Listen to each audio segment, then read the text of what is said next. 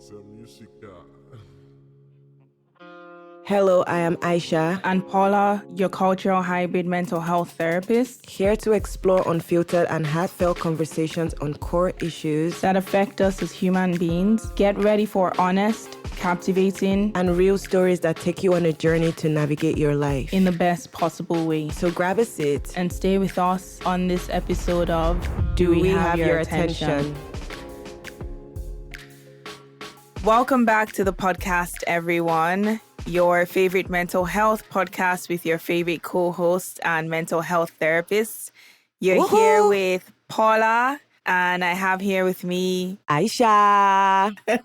I just realized I didn't also say the name of our podcast, but I think if you're listening, you already know the name of our podcast. But you already welcome know. back to the Do We Have Your Attention podcast.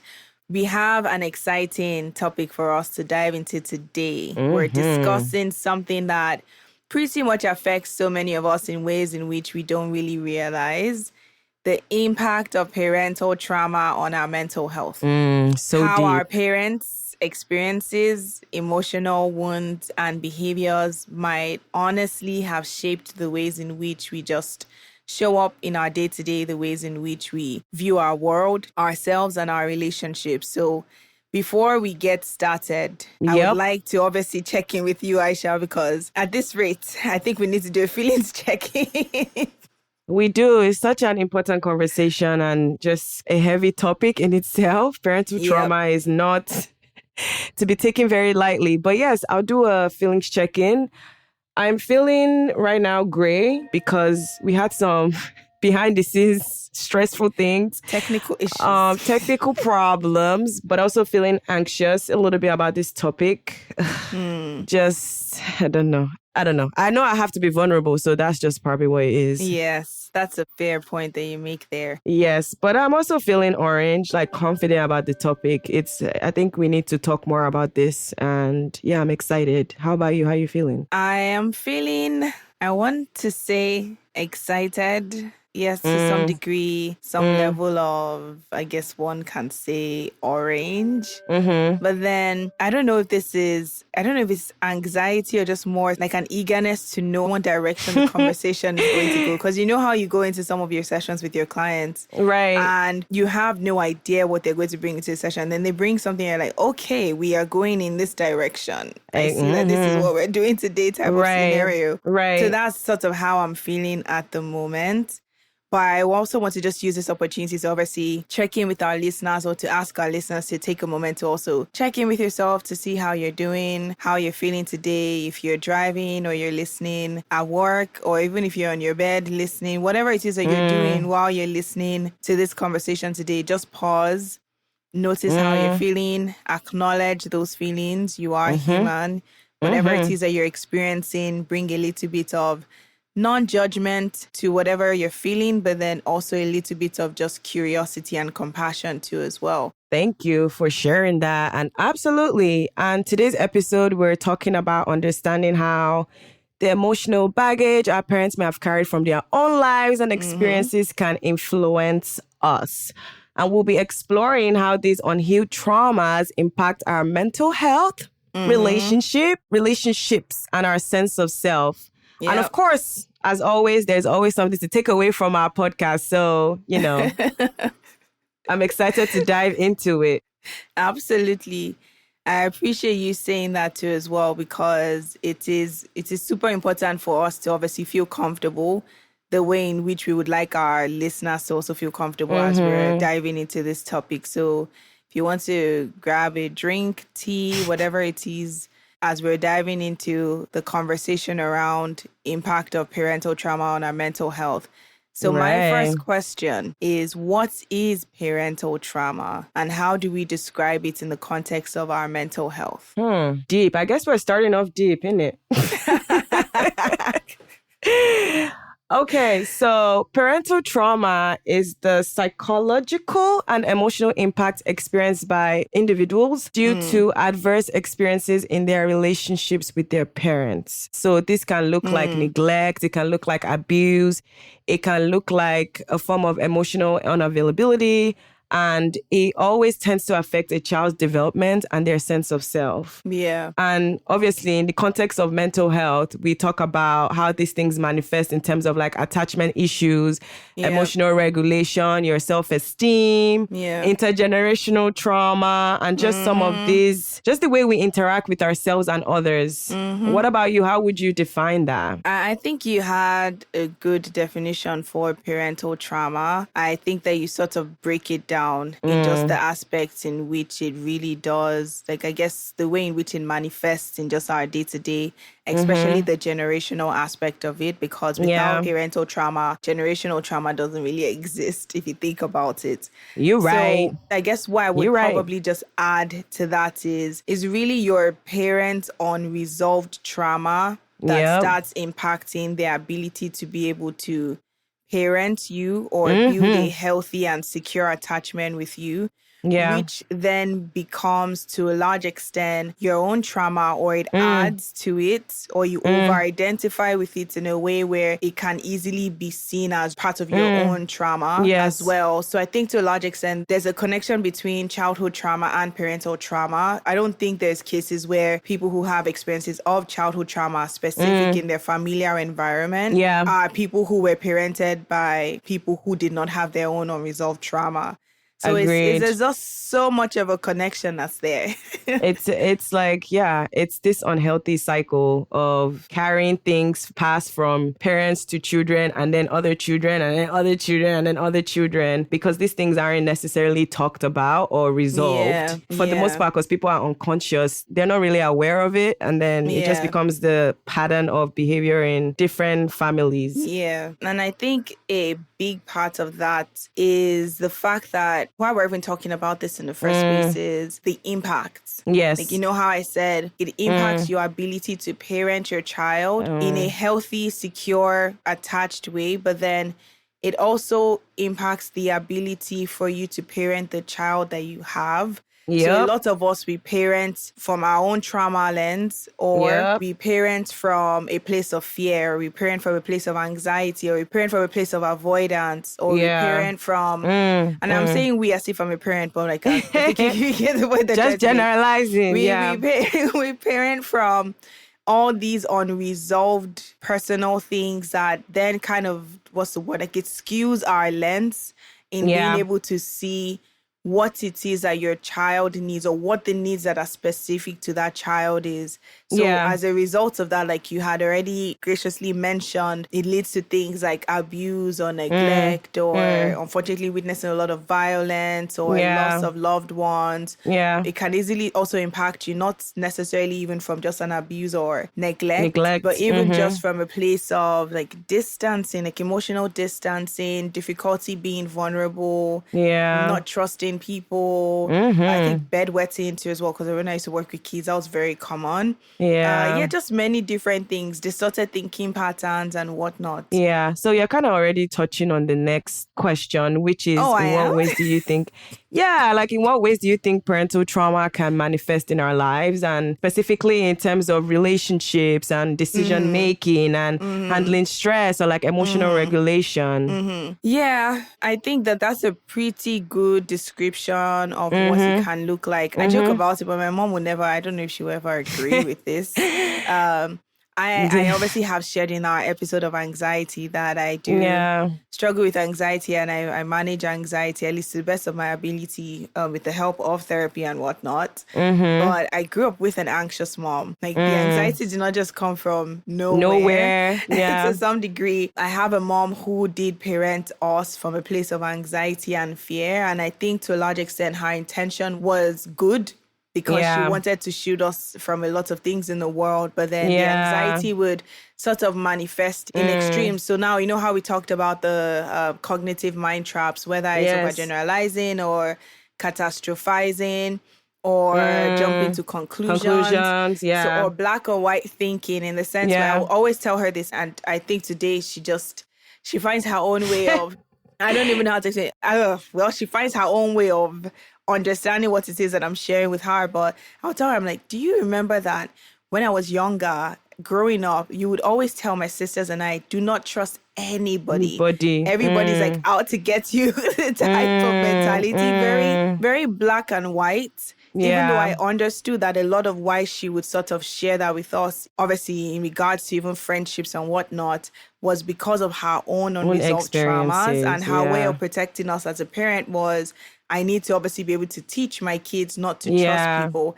But then that lack of trust, like I mentioned already, became part of my identity. But then it also became paranoia. Like, people are out to get me, if you want to put it that way. So to a large extent, some of the ways you see these things are emotional dysregulation, cognitive mind traps or distorted thinking patterns, poor communication skills, very, very poor or rigid boundaries, anger, anxiety, depression, mood dysregulation. It sort of varies just depending on obviously who that person is, but all the other circumstances too that happen. Yeah. Thank you for sharing. And just to summarize, it sounds like as children, we reenact patterns that we observe. Now, some of these patterns are obviously unhealthy. And you know what? Something you said is like parents want to shield us from the world. Which sounds like a great parent, sounds like something that a parent should do. However, some of this shielding that they think they're doing is not healthy, and it's also from their own unresolved trauma, like you shared. And as a child, you kind of learn to take on that role because this is what mommy said, and this is what's going to make mommy or daddy kind of accept me for who I am. And then that's how you just learn those patterns of behavior. Then they become yours. But then you start to notice in your adult relationships that, oh, something's off. Or the things my client will tell me is, I keep finding myself in the same situations. And I'm like, I wonder why. Like there's just patterns that are being repeated because you've learned that as a way to cope or as a role to play, but those patterns are not necessarily healthy. And like you're saying, yes, it becomes poor communication skills, rigid boundaries, not having any boundaries at all. Like that is one of the most common ones as well. Or conflict avoidance. Oh God. Absolutely. And then you make such an excellent point with the conflict avoidance. I also just want to put it out there. We are not having this conversation to speak ill of parenting. No. Like, we don't have a leg to stand on because we're not parents. We're not parents. It's until we become parents that we truly understand what we're only speaking from. We're speaking from either the personal experiences of being a child and also obviously our own professional experiences of working with kids of parents, but then also working with parents of kids. Let's put it that way. Or adults that have... adults, exactly. So we're sort of speaking more about the patterns of behavior, but also the experiences that can easily make the trajectory of your life or your child's life or whomever's life either be as a result of you having like intentional parenting and being aware of your own traumas to ensure that there's some level of leeway there that it's not being projected in your parenting, or for the people who unfortunately are already adults who are now working towards their own traumas and obviously maybe planning on having kids or whatnot to start to maybe think about some of these things in a way in which they weren't thinking about before. I just needed to put that disclaimer out there.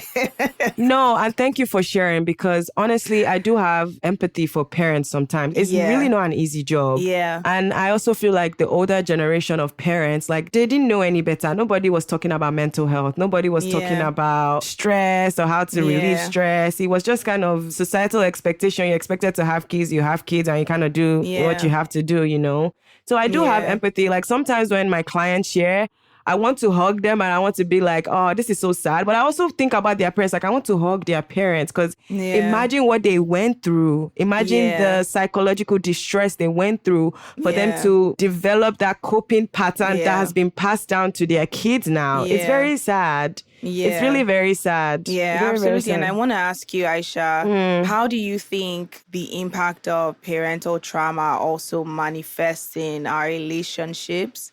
Our decision making, that's a very big one, but even how we handle stress.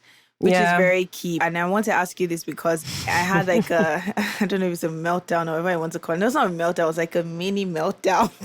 I had a mini meltdown yesterday and I sent a text message to my friend or a voice, I don't even remember, this morning. And I'm just like, this is all the things that I was feeling and blah, blah. And I ranted out because I'm like, I need my therapy session, but I've not had therapy in 3 weeks. So sorry, I don't be my therapist at this time.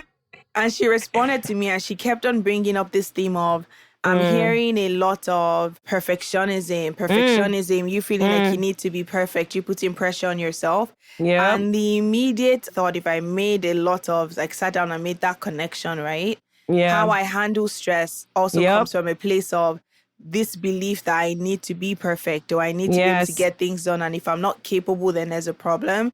To a large extent, a lot of that obviously comes from the familiar environment that I grew up in of being someone who is able to always do things and get things done. Yeah. So I'm curious for you, obviously, your own personal experiences or professional, whichever way you want to go with this.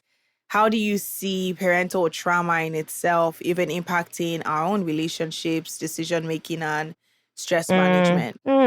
And thank you for sharing your answer. Definitely, perfectionism is a negative way of coping with handling stress, right? Especially if you grew up in an environment where you had to learn to be independent or like your parents just expected you to be the best, which is a lot of Nigerian homes, by the way. They have that big expectation from you. So you have to feel that feeling that you have of feeling inadequate. You have to feel it by having to be perfect or making sure that everything's done perfectly. But I think in terms of relationships, we talk about attachment styles. And how a lot of people have insecure attachment styles because they have this fear of trusting others or a fear of abandonment. Like if your parents emotionally neglect you or you are in a household where emotions are basically not allowed. A lot of parents are like, why are you crying? Or don't bring that stuff here. We don't talk about that. Like, it's just basically education.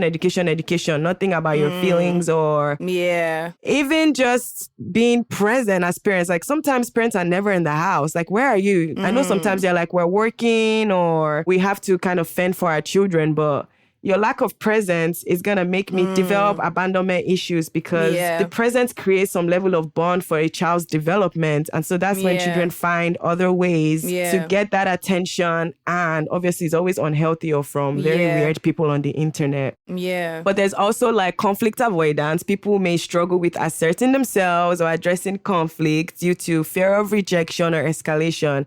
Again, you learn that from the dynamic you have at home. If every time you share how you're feeling or even just observing from your parents, right? Like if they have an argument, you've taken a belief in yourself that talking to people or sharing how you feel will cause conflict. So then you start to internalize that as sharing how I feel will cause conflict. And then you have difficulty building boundaries or even worse, become a people pleaser, which a lot of people end up experiencing. And I think... And I think for me, just to share my own personal experience, I would say mine kind of expresses more in a fear of failure. And I won't say that my parents were critical or like highly critical or anything like that, but there was just, how do I frame it? There was a intense... First of all, the way my siblings and I are, like my older sister is extremely smart. My younger sister is extremely smart. So my brother and I are kind of in the middle. So I feel you, girl. I feel like the expectations for our academic success was kind of high. And if you don't get all A's or if you don't get A's and B's, there was that. The conversations that we had were not like, what's going on? How can we help you? It was kind of like, why are you failing? Your siblings are whatever. And it just kind of made me start becoming fearful of failure to the point that at one point I actually didn't care about failing. I was just failing badly. I wasn't doing well at school. And I remember the time that it changed for me was when I actually gauged and I looked at it. I was like, girl, this is your life. Or like, you're the one with this report cards. You're the one with these grades. Forget your parents. Like, you have to want best for you. And I just want to point out, like, my parents did have good intentions. Like, they obviously wanted me to succeed.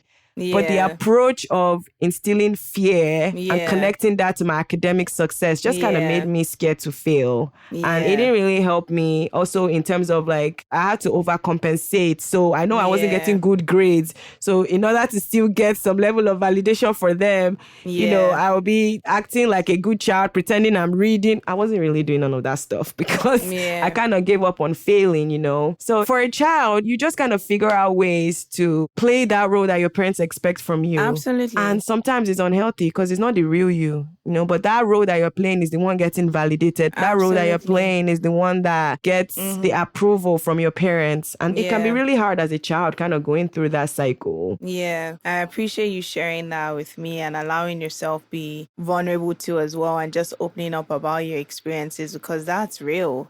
Like if you're looking at the chain of events to some degree, it's like a pleasing and me wanting to be pleased, pleasing you wanting to be pleased, pleasing you wanting to be pleased. And I know we're obviously going to talk about people pleasing and whatnot. And I think a lot of times people don't really realize just how much connection there is, even with like people pleasing with attachment trauma or parental trauma, as we're speaking about in this case. But you know something, from listening to you, I don't believe I have shared this with you even just privately. It's still something I'm figuring out in my own brain and my own mind on what I feel as though is part of what leads to the impact of parental trauma, but then the root of it as well. Yeah. I know obviously Aisha is aware of this. Many jiffies ago, I used to work and specialize in child mental health, and I had to work with the kids that I would work with between ages 2, 3 to ages 15. And I would also have to work with their own caregivers. So we say caregivers because their parents can be bio mom, adoptive mom, bio dad, adoptive dad. It can be grandmom, it can be aunt. It really doesn't matter. Whoever is their official caregiver. Yeah. And in my experience and just observation of a lot of the things I would see, but then also my own journey as well of even my own attachment trauma healing work, I started to see that I think a big part of parenting is imposter syndrome. But we don't really talk about it that much. Because if you think about it, when you think imposter syndrome, you think about doubting oneself. You're doubting your skills. You're doubting your intellect. You're doubting your capability, basically how capable you are being able to do something. And if we think about it, a lot of us who decide to be parents or have decided to be parents, you did not have that experience before. You sort of entered the experience unknowingly. You may have seen the way in which people chose to raise their kids or the experiences that people had with their own parenting relationships, but it's not still your own experience. You know how they say sometimes like it's until you go through something that you understand it and you start to build a level of confidence and competency around it. Now with parenting, I think a lot of the root of parenting comes with already doubting oneself, because it's like, whoa, I am responsible for somebody for the rest of their life. I'm responsible for their well-being. I'm responsible for their safety, their security. Look at Maslow's hierarchy of needs behind me. But then I'm also responsible for even their emotional well-being and ability to regulate themselves and whatnot. Now, I think the mistake, and I say this very respectfully, I think the mistake that sometimes we make as human beings when we find ourselves in these types of situations, especially being a parent, is we resort to what we think we know or what we've seen. You know how you resort to your own behaviors. So you resort to how your mom did it. You resort to how your dad did it. You resort to how what you see your friends do. As opposed how to you learn to do it. Or how you learn to do it, exactly. So to some degree, you find yourself, instead of trusting that the process of parenting and learning your child will reveal to you the type of parent that you're supposed to be for this specific child. Instead, we trust what we think is to some degree. And unfortunately, we trust anxiety, we trust fear, we trust dysfunctional behaviors, we trust power dynamics, we trust being in control and whatnot. And as a result of that, we then find ourselves in positions where we're having to maintain that. Now, the issue is you maintain it. So we maintain it from yelling. By yelling, it becomes beating. And from beating, it becomes this and becomes that. And then it becomes, how dare you speak to me like that? And then you see the consequences of what it means to parent from a place of trauma versus intentionally, or in some cases, people say gentle parenting. But I would say intentional. I would just call it intentional parenting. And then you see the consequences, whether it's bad behavior or disruptive behavior, or your child not passing, like you said, failing at school. And as opposed to then seeing it as, oh, maybe it's a reflection of something I'm doing that's leading them to sort of show up this way. It's then, no, it has to be them. Right. It can't be me. So to a large extent, I hate to say it, I think that imposter syndrome feeling that comes with parenting, the approach that we take to it, as opposed to looking at it from a place of obviously it's okay to not curiosity, right, even grace towards oneself. We take it as, all right. How can I control not having to feel like I'm not competent being a parent? Yeah. And unfortunately, that's kind of how that cycle, so to speak, happens. And then your child, as a result of obviously your own unresolved trauma, now has their own additional trauma that they're experiencing. That's just my own crazy thought that I've really thought about this, because I've really tried to understand, like, what's going on? Something is not adding up. Yeah. But I'm curious to know what you think. I think your theory makes a lot of sense, honestly, because people don't like to acknowledge when they're feeling insecure about something. So imagine something as big as being a parent. Who wants to come out there? Till today, people, despite a lot of resources and people being more open about it, a lot of people are still in denial about the reality and difficulty of being a parent. You're literally in charge of a whole nother person. Now, imagine you have 2, 3, 4 people outside you, and think about your life now as an adult. Sometimes I even reflect, I'm like, as me I am now, I don't know if I can be in charge of a baby or another human being, because it's just a lot. Look at me struggling sometimes to regulate my emotions. How can I help a child? Do you get? But if we were honest about, like what you're saying, if we're honest about that, and we communicate, like, it's really okay to struggle with your own emotions and recognize that that would also be hard parenting a child, because it can be very difficult. But something that I took out from what you said was that they develop these patterns from wherever they learned to develop it, or as a way of coping. But they trust these patterns because they give them a sense of control, an illusion of control. And that's why in a lot of parent-child relationship, there's always that power dynamic. And I'm not saying there should be a power dynamic, but it almost seems from a place of fear. Or a place of unhealthy control, which is not always productive. And it creates a gap of learning your child, because you don't genuinely know your child. You're just imagining or assuming that this should be the personality of your child. But that may not really be your child. Your child may be playing a role just to be accepted and validated by you. And so I think I agree with your theory, and more people should be honest about communicating about the difficulties of being a parent and being insecure about it. I think the newer generation parents are trying, but I think the older ones, they had no idea. Nobody was telling them anything. It was just the general expectation of you get married, you have kids, and then going in there with the illusion of, I know everything. I know how I'm going to raise my child, and not even thinking that there's possible gray areas, or that your child may not respond to what you thought you knew, right? So instead of trying something else, you not forcefully put that on the child. Like, how is that going to be productive? Please tell me. Yeah, absolutely. No, you make an excellent point. And I was writing something that 2 points also that you said about it creates the gap of being able to learn your child, which is so real. And then also there's the reality of what it means to be a parent. Like to some degree, I think that reality is not something that we really accept. And I get it. Like, before you know it, you're not a parent. The next thing you're like, whoa, you mean this is a responsibility or a role that I play for the rest of my life? But going on what you even said to as well about the gap of learning your child, which kind of goes back to what it is that I was sharing, that to a large extent, when the control, when it doesn't seem to work, it's not seeming to stick.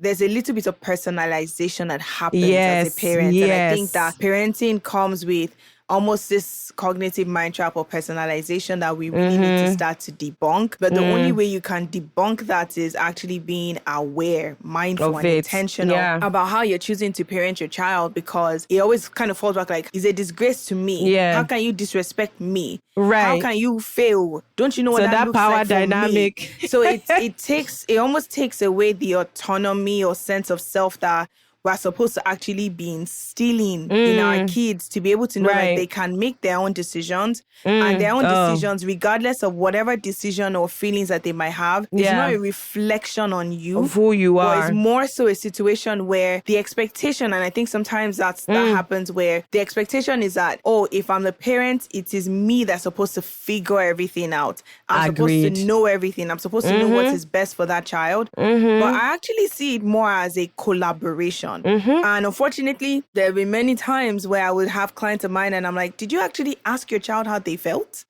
Did you actually ask them what they needed? Did you actually listen? Did you even have some sort of conversation where, and I remember when I was talking to a parent of mine where I asked them about feedback and I said, oh, have you asked your child feedback on your parenting? Like, what can I do better as your parent? What do you feel as though are my strengths? What do you feel as though are my weakness? And she looked at me and was like, is that a job interview? Can you imagine?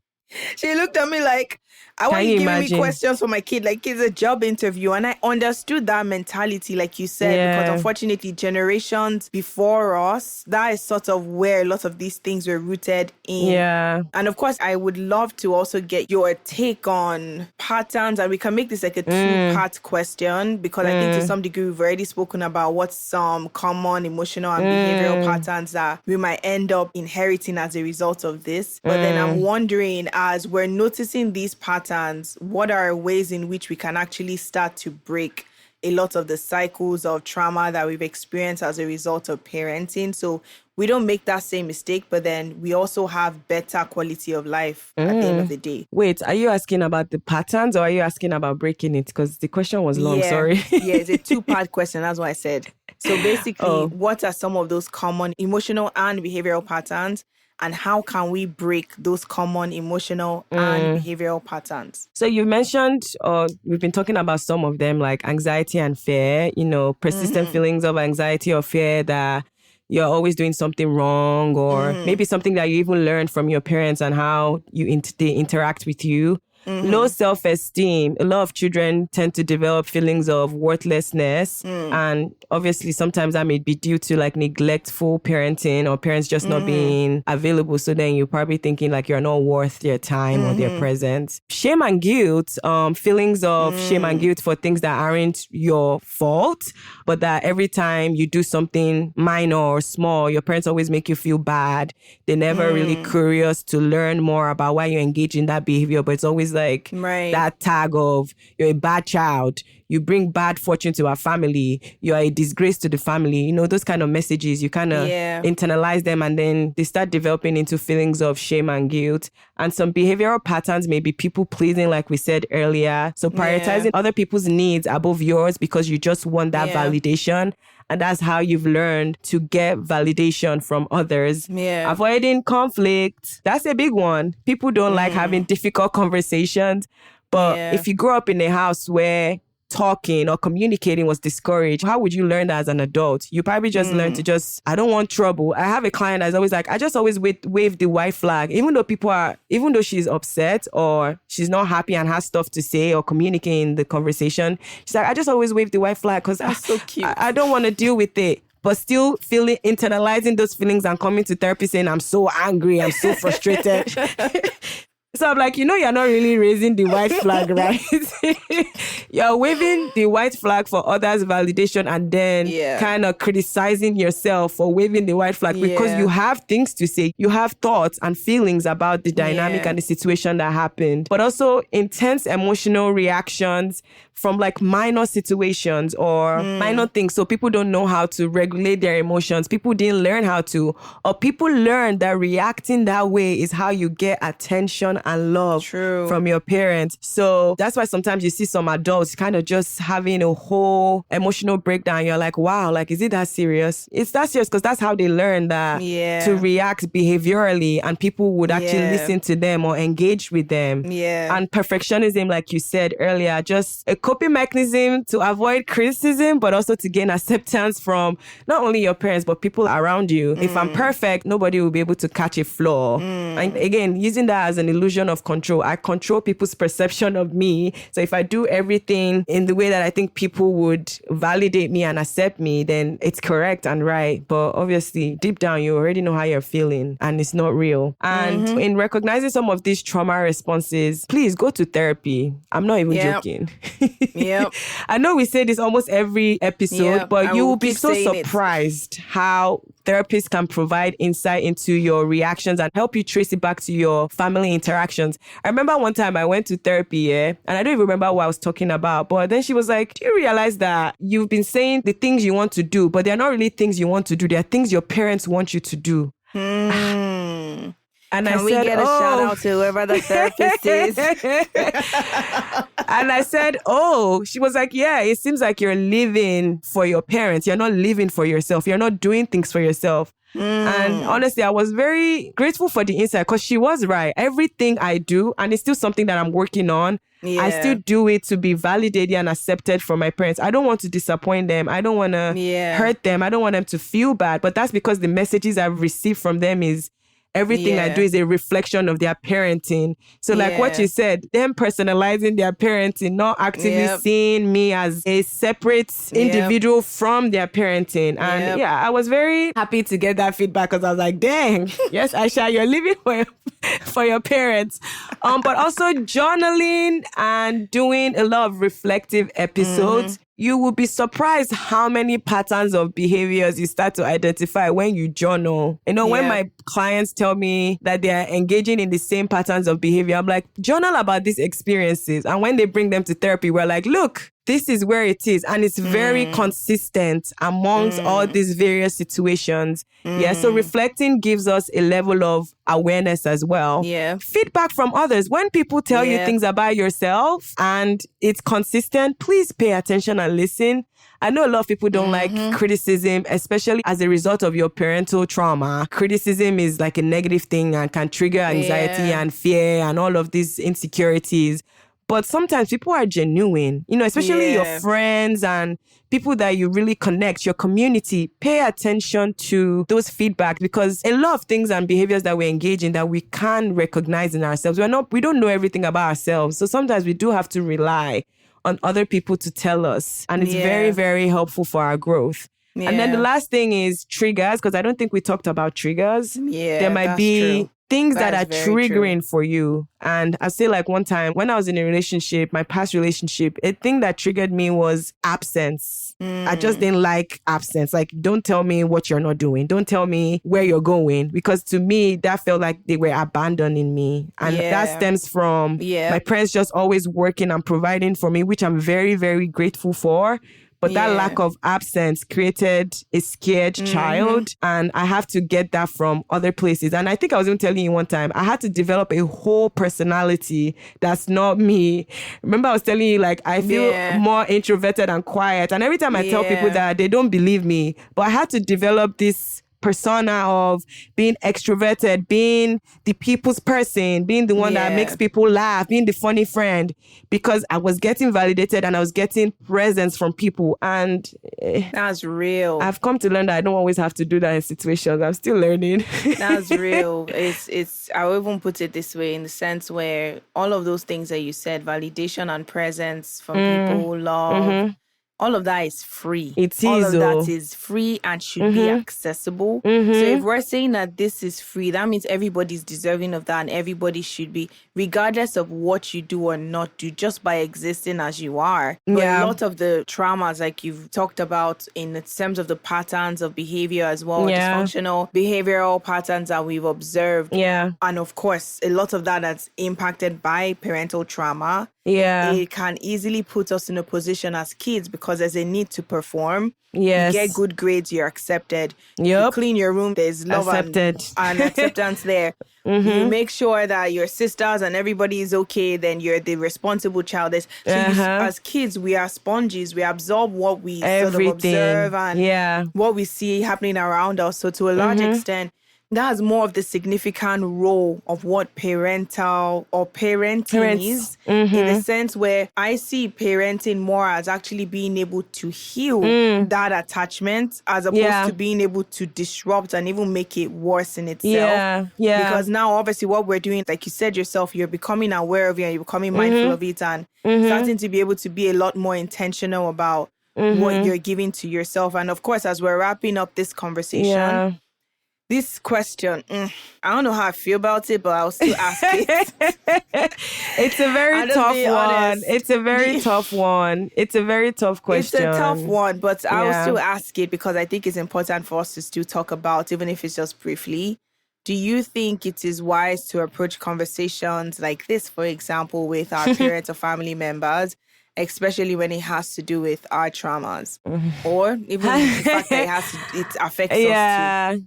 I just want to first say that doing this is very complex and it usually doesn't always end up the way we imagine it to end up. I want to say a lot of times people want to go in this conversation expecting their parents to validate their experience, expecting their parents to be aware of their own parental trauma. Well, I have to break the news to you that it's not always the case. It really isn't.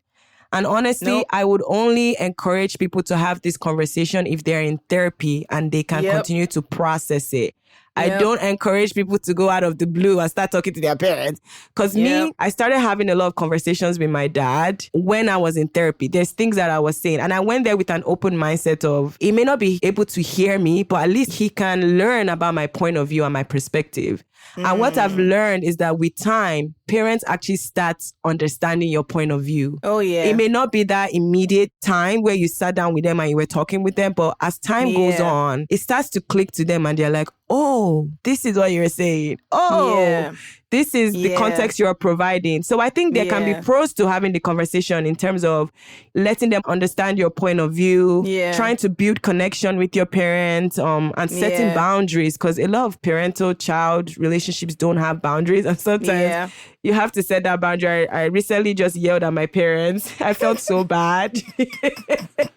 But I had to set the boundary. I was on the phone with them and I was having a breakdown. And I know my dad would be laughing as he's listening to this, but I was having a breakdown and I told them I need to go. Like, I can't be on the phone with you guys.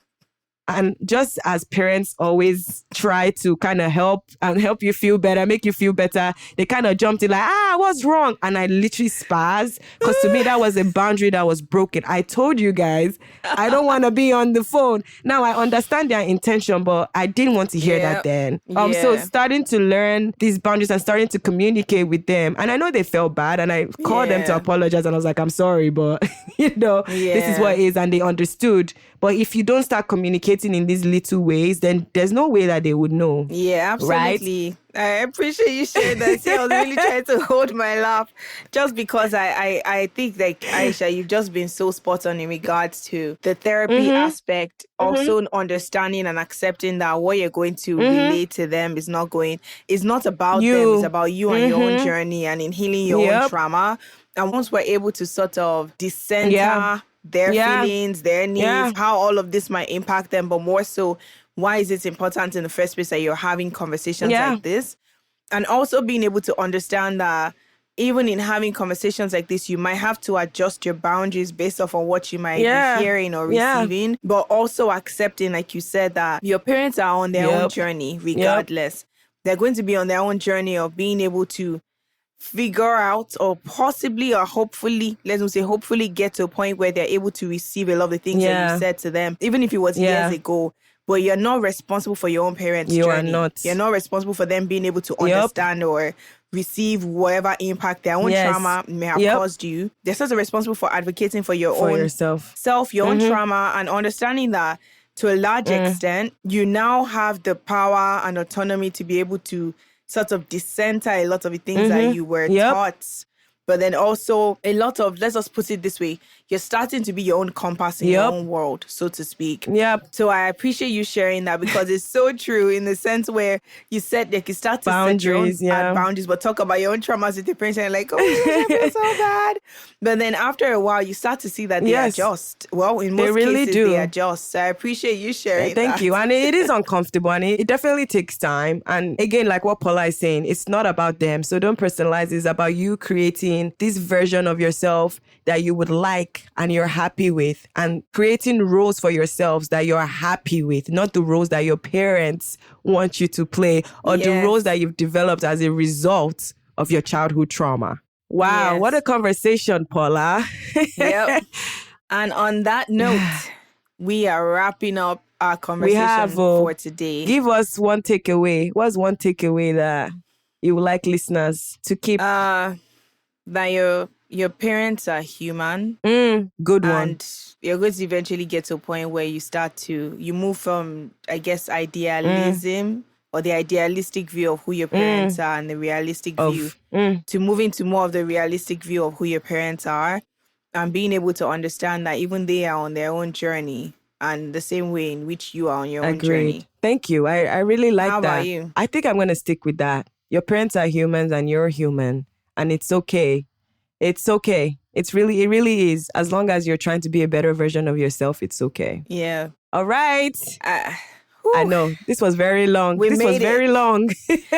We made it. But you know what? I have a feeling people are going to be very, very, positively receive this episode. So we're putting it out there. We're manifesting this because a lot of us are kids who have experienced parental trauma, or a lot of us are parents trying not to repeat what our parents did. Or breaking the cycle. So to a large extent, hopefully this is something that can be helpful. And we want to keep the conversation going. We want to hear your feedback, your questions, your feelings, reactions, and whatnot. So to find us on our social media platforms, you can email us at info@dwhyapodcast.com. You can find us on Instagram and on Twitter/X at DWHYA Podcast. You can find us on TikTok at DWHYA Podcast 1. Yeah. Perfect. Good job. Did I get that? Yay. So we'll be looking forward to hearing from you guys. And on that note, we'll see you in the next episode. Thank you for listening. Bye. Bye.